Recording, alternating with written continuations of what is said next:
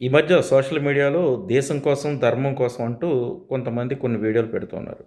ముఖ్యంగా సోనియా గాంధీ బార్‌లో డాన్సర్ అంటూ కొన్ని ఫోటోలు పెట్టి, ఈమె సోనియా గాంధీ అని ప్రచారం చేస్తున్నారు.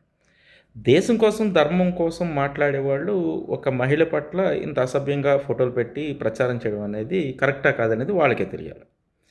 ఇక విదేశాల్లో చదువుకున్నటువంటి సోనియా గాంధీ అంటే ఆమె ఇటలీకి చెందిన వేరే దేశంలో చదువుకుంది. అక్కడ బార్‌లో పనిచేసిందనేది నిజమే.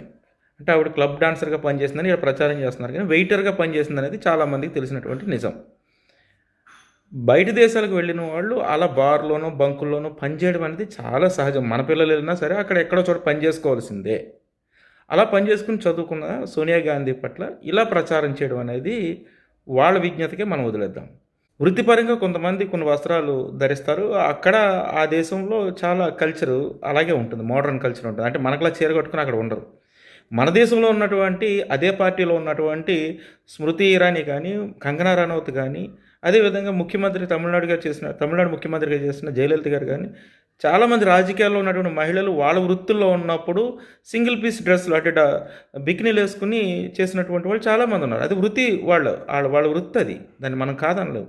వాళ్ళు రాజకీయాల్లోకి వస్తే చాలా సాంప్రదాయంగా మామూలుగా చీర కట్టుకొని ఉన్నారు. గౌరవించాల్సిందే.